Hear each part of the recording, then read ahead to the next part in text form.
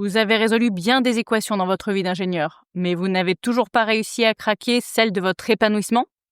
Bienvenue sur l'Ingépanoui. Ici, on donne la parole à des ingénieurs qui ont relevé les manches de leur costume cravate ou de leur sweat à capuche pour trouver leur propre étincelle. Pas de superstar, pas de gourou, juste des conversations conviviales avec des gens comme vous et moi. Mon objectif ? Vous donner des idées pour vous aussi faire pétiller votre vie. Cette semaine, nouveau format. Nous faisons un petit point d'étape sur ces 4 premiers épisodes de la 2e saison. Bienvenue sur l'Ingépanoui. Barbara pour vous servir.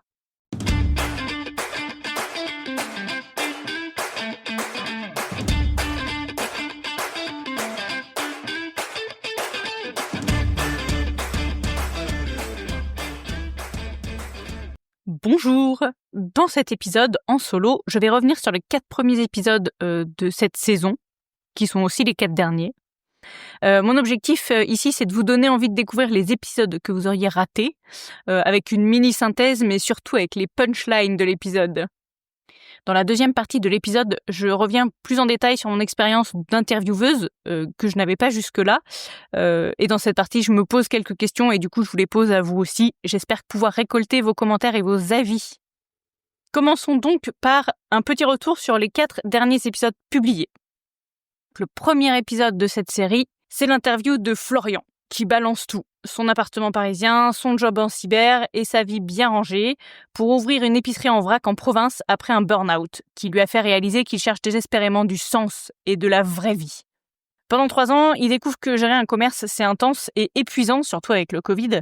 Mais ça lui révèle aussi sa créativité cachée et une certaine confiance en lui qu'il ne soupçonnait même pas.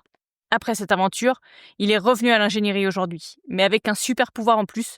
Il a ce recul incroyable qui lui permet d'aimer son boulot au quotidien, de savoir poser ses limites et surtout de transformer ses défauts, comme il les appelait, comme son côté désorganisé ou créatif, en véritables atouts pour son travail d'ingénieur. Pour les punchlines, sur le risque de la reconversion, il répond.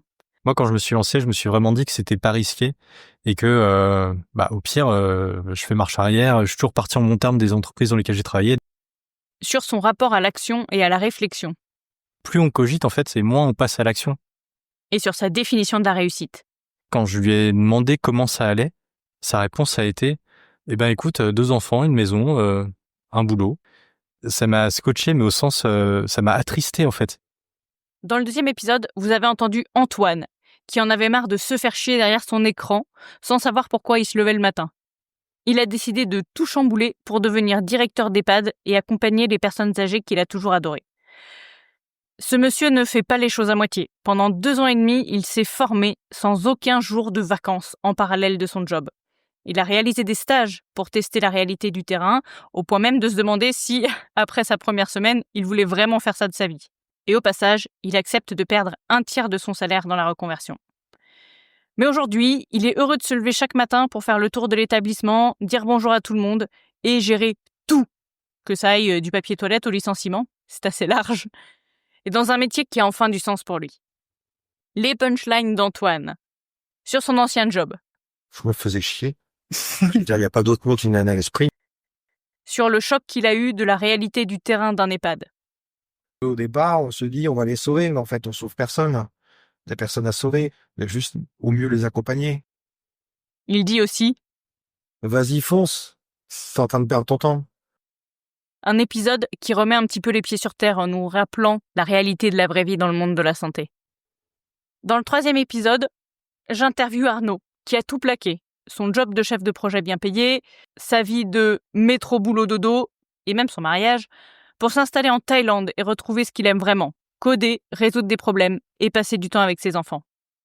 Aujourd'hui, il travaille seulement 3 jours par semaine comme consultant open source et à distance, contre 10 heures par jour avant, 6 jours sur 7.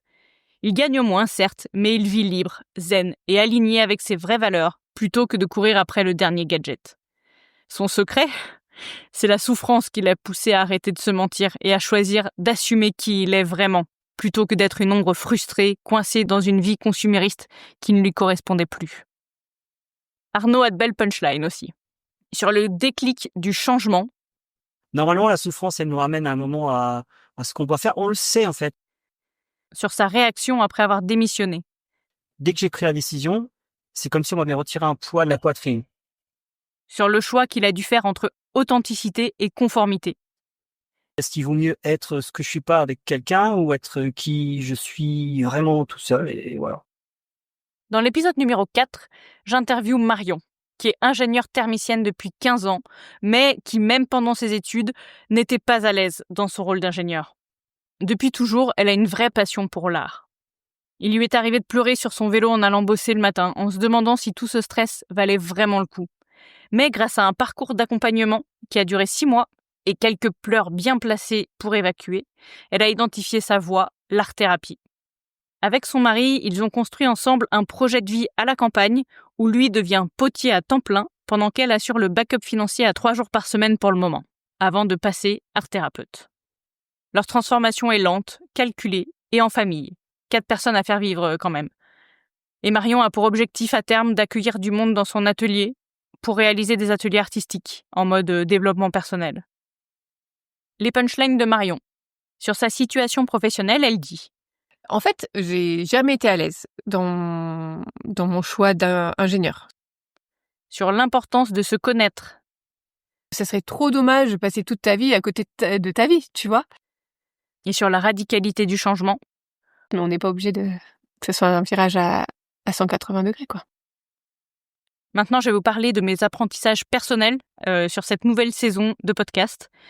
Alors, le premier apprentissage, c'est très simple, c'est interviewer, c'est un métier. Ne pas interrompre son interlocuteur, mais parfois si, parce qu'il faut savoir rebondir. L'aider à aller au bout de son idée, mais ne pas le couper.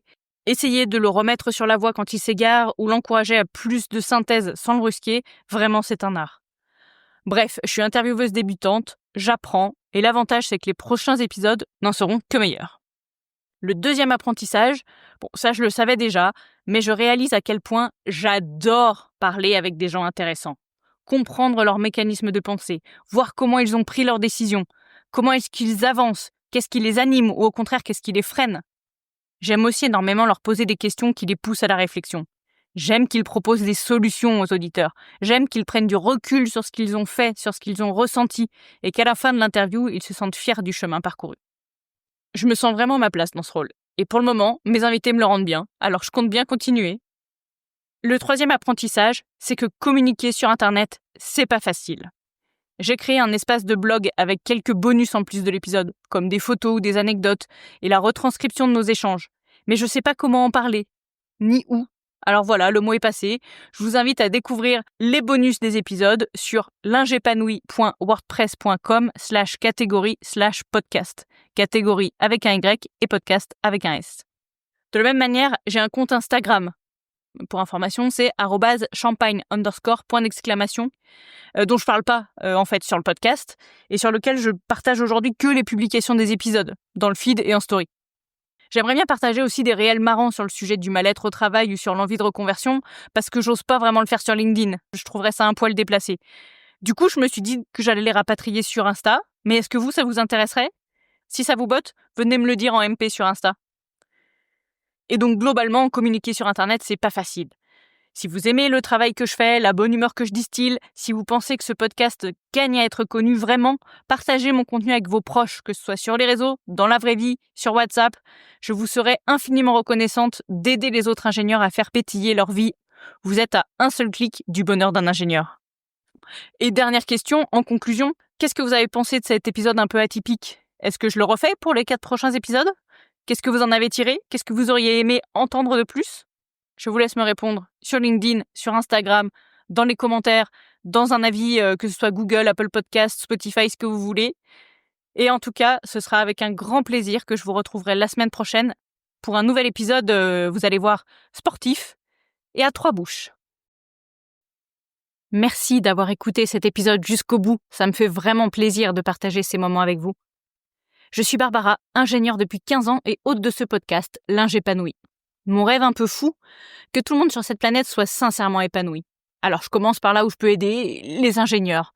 Parce que oui, on mérite nous aussi de remettre du pétillant dans notre vie, de sortir du train-train et de se rappeler que la vie est belle et pleine de possibilités.